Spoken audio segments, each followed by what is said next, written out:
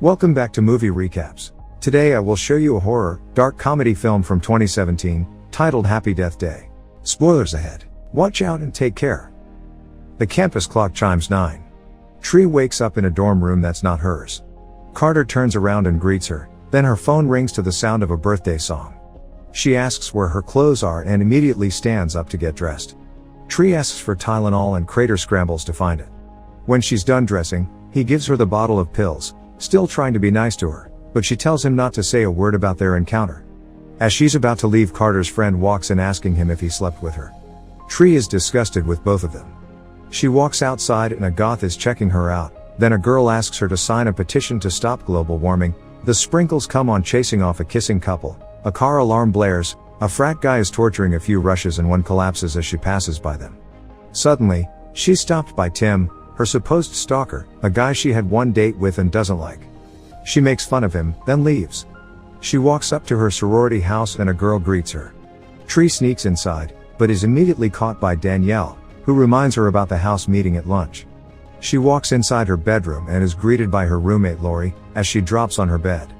As Lori recounts the previous night partying, Tree suddenly sees the time, realizing she's late for class. She jumps out of bed, rushing to get dressed and find her books. She turns around and Lori gives her a birthday cupcake, telling her that she can't hide her birth date from her. Tree blows out the candle and drops the cupcake in the trash as she walks out.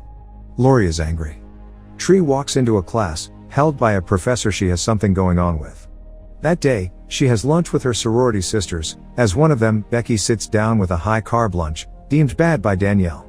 They make her leave because of it, but when she stands up, Carter walks into her, spilling a chocolate shake all over Tree. She doesn't want her sorority sisters to know she knows him and pulls him to the side. He gives her back the bracelet that she forgot at his room. Later, she goes into a hospital and declines a call with her dad, then walks into Lori. She knows why Tree is there and tells her that what she's doing can have serious consequences. Tree walks into an office and the professor walks inside. She instantly starts kissing him, but suddenly his wife knocks on the door.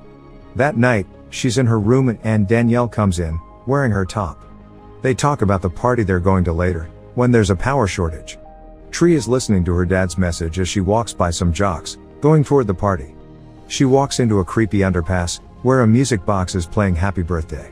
Tree thinks someone is joking with her, but there's a noise behind her. There's someone in a college mascot mask, staring at her without saying anything. He disappears. She passes through the underpass, when he suddenly jumps out with a knife and starts chasing her. Tree stumbles and falls. He grabs her and kills her. Tree wakes up in the same dorm room. Things start playing out the same way as before. She dresses, as Carter talks to her and she asks for Tylenol, even telling him where he keeps it. He says it's like she's been there before. Carter's friend walks in and Tree is confused. She leaves and when she exits the building, she passes by the same goth, the petition girl, the sprinklers, the car alarm and the frat guys. She looks confused as she runs into Tim again, but this time she asks him what day it is. It's Monday the 18th. Tree is greeted by the same girl in front of her sorority and runs into Danielle, who reminds her of the sorority lunch. Lori greets her in the same way as before when she enters the room. Tree feels weird, but sees she's late for class and hurries. Lori gives her the cupcake, but she gets more confused and rushes out. Later, she's at lunch, when the same scenario with Becky plays out.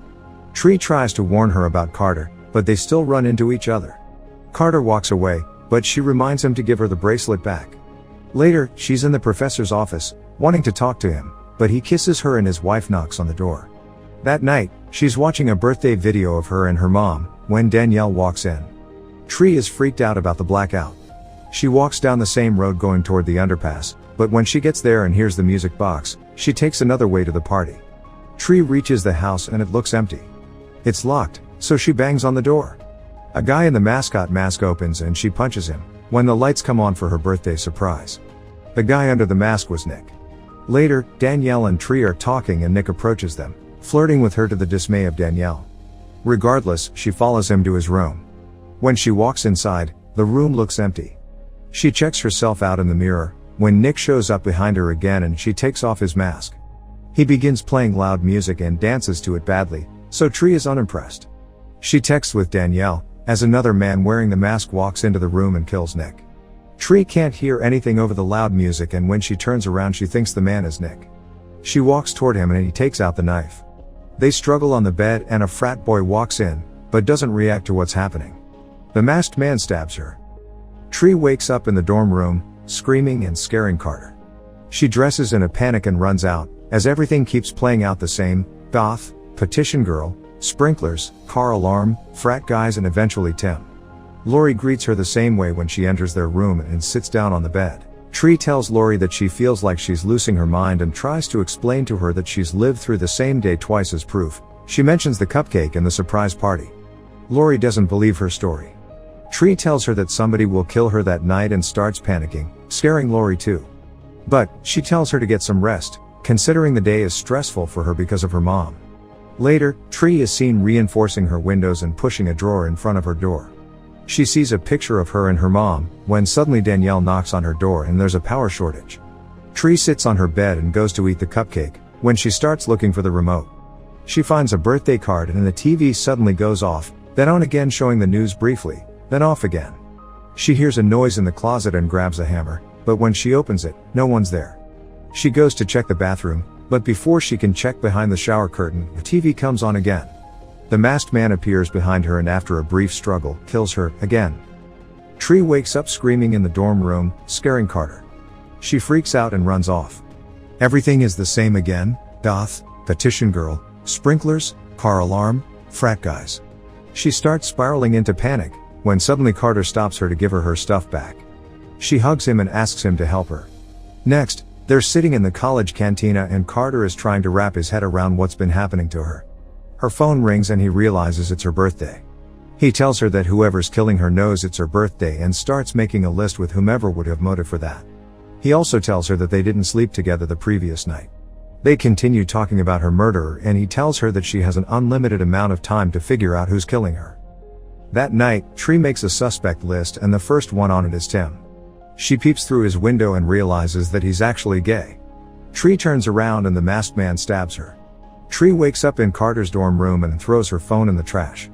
Next, she's seen coloring and cutting her hair and later she adds another name to the list: the professor's wife. She stalks her from the bushes, but when she turns around, the masked man tackles her and kills her. She wakes up. The next name on her list is Danielle. They're seen talking, then fighting, when a bus hits them. She wakes up angry. Crosses Danielle off the list and the next one is the professor. Tree walks out of the dorm room naked, all the people she saw before are ogling her. Later, she's waiting for her killer with a baseball bat, but knocks Becky out by mistake. When she goes to help her, the masked man shows up and hits her with the bat. She wakes up in Carter's dorm telling him his plan sucked. She's getting weird pains in her abdomen and as Carter's friend opens the door she faints in his arms. Later, she's in a hospital and Carter walks inside her room. He tells her it's Monday the 18th and the power shortage happens. Suddenly, the professor is standing next to Carter. He tells him to leave. The professor, who's also her doctor, shows her an X-ray of her lungs. She has so many lesions on them, that she should be dead. Tree wants to leave, but he tells her that she's safe there. She asks him for a soda to get him out of the room and when he gets back she's no longer there. Tree runs through the hospital and goes into the professor's office, looking for his car keys. Suddenly, she finds a mask inside a drawer. She thinks he's the killer, so she carefully walks through the hospital, when he shows up behind her and is instantly stabbed by the masked man. He goes after her and chases her to the parking lot. Tree keeps hiding from him there, but when she opens the professor's car he hears her and catches up to her. She escapes him for the first time and rejoices, when a cop car signals her to stop. The cop comes over her car and she tries to explain what's happening, but realizes that if the cop thinks she's under the influence of any illegal substance he'll have to arrest her and take her to jail, where she should be safe. So she lies to him and he arrests her. He places her safely in the back of his patrol, but suddenly gets hit by another car. The masked man walks out of the other car and comes over to the patrol. Tree taunts him for a moment, but he walks off and gets back in the car. He opens a window and drops a birthday candle, lighting the gasoline trail to the cop car. Tree wakes up in the dorm again, takes Tylenol by herself, opens the door for Carter's friend and sends him away. She's getting dressed and Carter asks her why she was screaming in her sleep. He follows her out, wanting to know her story. She tells him that she's relieving the same day and tells him about the sprinklers, the car alarm and the frat guy fainting. Later, they're seen in a diner eating. She burps and farts, saying he won't remember it. Her phone rings and he asks why she doesn't pick up when her father is calling. She tells him that her mother died 3 years ago and that they share the same birthday. Tree is convinced that if her mom was still alive, she wouldn't have been very proud of her, because she's not a good person. He tells her that her current situation makes it easier for her to become a better person, but she doesn't think she has many more days left, because she keeps getting weaker every time she comes back. Tree's attention gets shifted to the news. There's a report about a serial killer that's in the hospital. She thinks that he's her killer. She arrives at the hospital where he's kept and tells the nurse to call the police because he'll escape. When she doesn't see an officer in front of his door, she grabs an axe and walks inside his room. The masked man is inside too, but she doesn't see him immediately. She sees the guard dead on the floor, when the masked man shoots at her. Tree escapes, but he kills the nurse and chases after her. When he catches up to her, he takes off his mask to reveal the serial killer. He raises his gun to shoot, but suddenly Crater jumps him. Tree gets the gun and wants to shoot him, when it jams and the serial killer breaks Carter's neck. He chases Tree again and they reach the bell tower. She appears behind him and hits him over the head, though she suddenly realizes that if she kills him and doesn't reset the day, Carter will be dead forever. So, she drops the crowbar and runs again. The killer goes after her, but she kills herself instead. The campus clock chimes 9. Tree wakes up in Carter's room and hugs him, thanking him for saving her life. Before she leaves, she grabs his pillow, spanks his friend for being a misogynist and walks out of the building happy.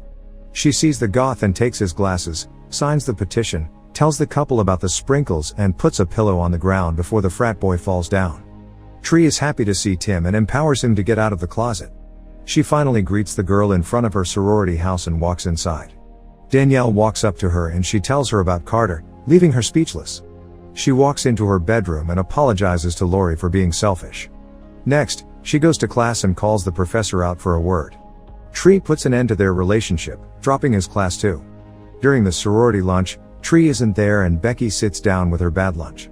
Tree arrives and sits down next to her with a tray of junk food, shoving it in her face. Danielle insults Becky, so Tree walks over to her and spills the chocolate shake all over her head.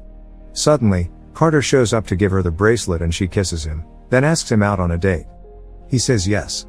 Later, she shows up at the restaurant where her dad is waiting for her to have a birthday lunch together. Tree wants them to be open about her mom's death and talk about her more, because she wants to stop avoiding what happened. She apologizes for hurting him by doing that. That night, she gets prepared to face her killer. She goes to the hospital and takes the guard's gun. Holding him at gunpoint, she tells the guard to get help because the serial killer will escape. Tree goes over to the sleeping prisoner, seeing that he's restrained, telling him to open his eyes. She wants to shoot, but the safety on the gun is on. He hits her with his pillow, grabs her and takes her knife. They fight, but he's stronger. He gets the knife to kill her, but the alarm on her watch rings. The power goes out and she's behind him with the gun. Tree shoots her killer dead. That night, she lights the birthday candle on her cupcake, while her and Carter talk about what happened. Before she blows out the candle, she wishes for tomorrow. The campus clock chimes 9. Tree wakes up in Carter's room. It's the same day again. She freaks out and runs away. She bursts into her bedroom and starts packing. Lori stands up and goes to give her the cupcake, when Tree has an epiphany. She realizes that she woke up the same day because she died in her sleep. Tree thinks Lori killed her by poisoning the cupcake. But when Tree kept not eating the cupcake, Lori used the serial killer as an opportunity to kill her and get away with it. It was always Lori that killed her. Tree tells her to eat the cupcake and prove that it wasn't her or she'll take it to the police. Lori knocks her down and locks the room. She tells her the reason for wanting to kill her was the professor, because she was in love with him. They start fighting around the room and Lori almost kills her, when she gets distracted long enough for Tree to shove the cupcake in her mouth and then push her out of the window, falling in front of the girl facing the sorority house. Tree and Carter are watching the news in the diner.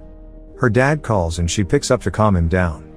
The two of them talk and Carter starts telling her about Groundhog Day, which she's never seen. Make sure to subscribe and turn on notifications so you can watch more videos like this. Thanks for watching.